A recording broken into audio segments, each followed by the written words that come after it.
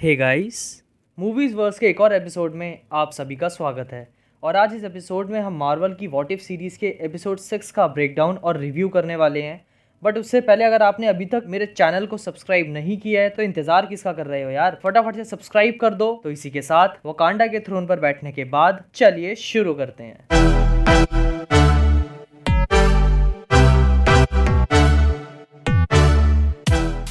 तो इस एपिसोड की शुरुआत भी हर एपिसोड की तरह टाइम, स्पेस और रियलिटी के ज्ञान से होती है और फिर हमें कुनार प्रोविंस अफगानिस्तान का सेम सीन देखने को मिलता है जो हमने आयरन मैन में देखा था, जब टोनी स्टार्क यूएस मिलिट्री के साथ जा रहा होता है एंड उन सब पर अटैक हो जाते हैं। वहाँ फायरिंग हो रही होती है और बॉम्ब्स गिराए जा रहे होते हैं और ये बॉम्ब्स और मिसाइल्स होते भी स्टार्क इंडस्ट्रीज के ही हैं। देन वही सेम सीक्वेंस आता है जब टोनी एक रॉक के पीछे छुप जाता है एंड उसके साइड में मिसाइल आकर गिरती है। बट इस यूनिवर्स में जो मिसाइल है वो फटती नहीं है, बल्कि वहाँ पर किलमॉन्गर की एंट्री हो जाती है एंड वो उस मिसाइल को उठाकर फेंक देता है और 10 रिंग्स के लोगों को मार देता है एंड वहां से टोनी को लेकर चला जाता है। फिर हमें द वॉचर दिखता है और वो हमें बताता है that heroes are not born, they are forced in darkness. And इसका रेफरेंस क्लियरली आयरन मैन की क्रिएशन के लिए था, क्योंकि अपना टोनी 10 रिंग्स की केव में आयरन मैन बनता है। देन हमें टोनी स्टार्क की पूरी लेगेसी दिखाई जाती है जिसमें वॉचर अपना वॉइस ओवर डायलॉग बोल रहा होता है एंड सच में मुझे ये बहुत मस्त सीन लगा। देन वॉचर हमें बताता है कि टोनी के अफगानिस्तान में कैप्चर ना होने से वो इस रियलिटी में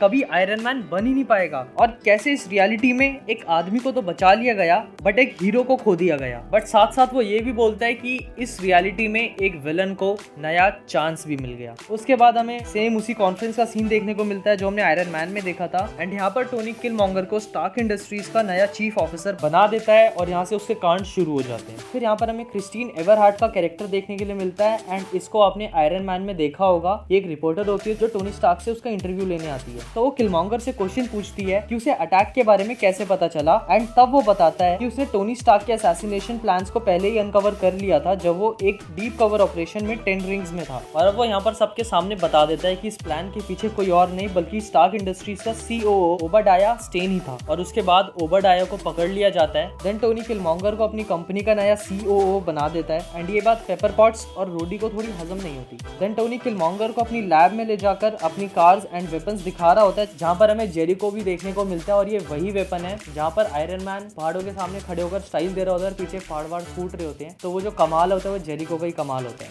और जब किलमॉन्गर जेरिको देख रहा होता है तब वो उसको बताता है कि उसका एक प्लान था एक ऑटोमेटेड कॉम्बैट ड्रोन बिल्ड करने का, बट वो उसके इंटरफेस को कभी क्रैक नहीं कर पाया। एंड ऑटोमेटेड कॉम्बैट ड्रोन्स की बात कर रहे हैं, इन ड्रोन्स को हमने स्पाइडरमैन फार फ्रॉम होम में देखा था, बट छोटा सा डिफरेंस इस एपिसोड में यही है कि फार फ्रॉम होम में वो ड्रोन्स उड़ रहे होते हैं एंड इस एपिसोड में उन ड्रोन्स को रोबोटिक बॉडी दे दी गई है। देन टोनी उसकी मदद करता है ये बोल के that he just wants to return the favour and इस प्रोजेक्ट को वो प्रोजेक्ट लिबरेटर का नाम दे देते हैं। देन उस प्रोजेक्ट पर काम करना शुरू करते हैं वो लोग, बट उनका वो प्लान फेल हो जाता है एंड उनको एक पावर सोर्स की जरूरत होती है। तब टोनी के दिमाग में आइडिया तो आता है कि आर्क रिएक्टर को अगर हम छोटा कर लगा दें तो वो बहुत अच्छा पावर सोर्स होगा, बट वो आइडिया को उसी समय डंप कर देता है क्योंकि केव में नहीं था और आजाद घूम रहा था शायद इसलिए। देन किलमॉन्गर उनको ये बताता है कि उनको इस प्रोजेक्ट के लिए वाइब्रेनियम चाहिए होगा एंड वाइब्रेनियम बहुत अच्छा पावर सोर्स भी हो सकता है। देन टोनी पेपर और किलमॉन्गर के साथ डिसाइड करता है कि वो लोग यूलियस क्लॉ से वाइब्रेनियम खरीदेंगे। और अगर आप ये भूल गए हैं कि ये कौन है तो मैं आपको याद दिला दूं, ये वही घटिया आदमी है जिसे हमने एज ऑफ अल्ट्रॉन और ब्लैक पैंथर में देखा था और ये वाइब्रेनियम की ब्लैक मार्केटिंग करता है। बट पेपर ऐसा करने के लिए मना करती है तो टोनी उसको आइडिया देता है कि वो लोग रोडी को वहाँ पर वाइब्रेनियम लेने भेज देंगे। देन रोडी उससे मिलने सेम एज ऑफ अल्ट्रॉन वाली लोकेशन पर ही जाता है और वाइब्रेनियम की डील चली रही होती है कि कोई वहाँ पर अटैक कर देता है एंड गेस व्हाट,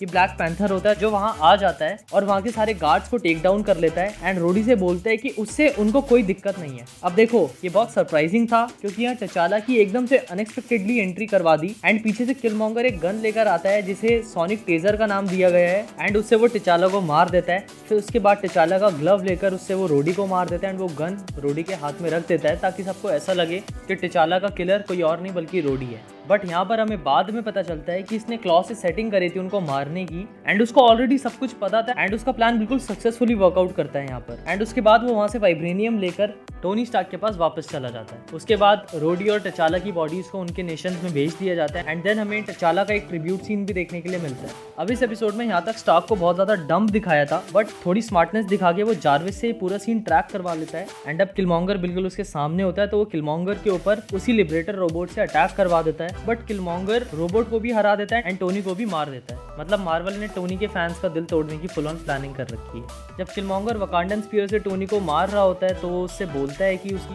बॉडी पर हर एक कट, हर एक किल जो उसने किया है उस किल के लिए है एंड वो होप कर रहा था कि टोनी का कट वहाँ प्रेजेंट ना हो। बट ये सीन बिल्कुल ऑपोजिट है ब्लैक पैंथर से, क्योंकि उसमें किलमॉन्गर ने टिचाला के कट के लिए एक अलग से जगह प्रिजर्व करके रखी थी। एंड यहाँ पर जो डायलॉग्स हैं वो बहुत शानदार लगे मुझे, क्योंकि जब टोनी उससे बोलता है that I thought it was you and me against the world, तब किलमॉन्गर का जो डायलॉग आता है वो मुझे बहुत बढ़िया लगा और बहुत सही जगह मार्वल ने इसकी प्लेसिंग करी थी। After that US military Stark Industries के सारे एसेट को सीज कर लेती है and General Ross Liberator drones के प्रोडक्शन का ऑर्डर देता है पेपर पॉट्स को। अब यहाँ किलमॉन्गर यूएस आर्मी से हाथ मिलाकर वकांडा पर अटैक करवाने की पूरी स्ट्रैटेजी बना लेता है, बट दूसरी तरफ क्लॉ को मार के उसकी बॉडी को वकांडन्स के पास ले जाता है जैसा उसने ब्लैक पैंथर की मूवी में किया था एंड उनको अपनी लॉयल्टी प्रूव करता है। अब ये वकांडन्स को अपनी ही स्ट्रैटेजी कैसे फेल करनी है वो बताता है। और इसके बाद जब हमें वॉर का सीन देखने के लिए मिलता है तो जैसे ही वो सारे ड्रोन्स वकांडन शील्ड में एंटर करते हैं वो टिचाका को बोलता है कि वो पीछे से शील्ड बंद कर दे एंड जैसे ही पीछे से शील्ड बंद होती है उन रोबोट्स का जो सैटेलाइट अपलिंक होता है वो डिस्कनेक्ट हो जाता है। साउंड्स गुड, वकांडन जीत गए, यही सोच रहे हो ना?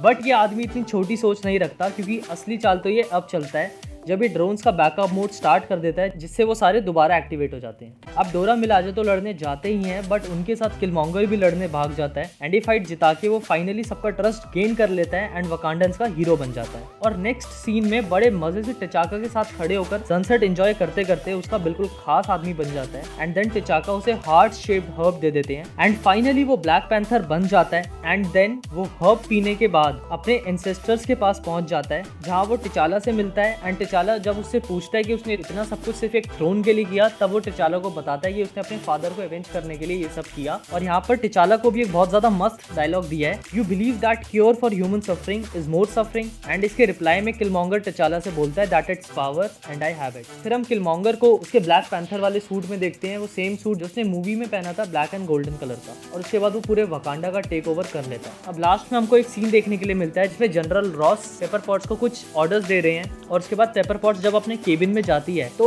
उसे वहां पर शूरी बैठी हुई नजर आती है एंड वो पेपर को किलमॉन्गर का सच बताती है कि टोनी और टिचाला का किलर किलमॉन्गर ही है। और जब पेपर उससे पूछती है कि उसे ये सारी इन्फॉर्मेशन कहाँ से मिली, तब वो बड़ा मस्त डायलॉग मारती है that Mr Stark was a genius but he is not the only genius. And यहाँ पर ये एपिसोड का एंड कर दिया गया, जो कि मेरे हिसाब से बिल्कुल भी प्रॉपर एंडिंग नहीं थी, क्योंकि यहाँ शायद शूरी एक नई हीरो बनती एंड टोनी और टिचाला को एवेंज करती हुई हमें नजर आती, बट ऐसा कुछ देखने को ही नहीं मिला। अगर मार्वल इस एपिसोड को थोड़ा और एक्सटेंड कर देते तो शायद हमें इस एपिसोड की प्रॉपर एंडिंग देखने के लिए मिल जाती।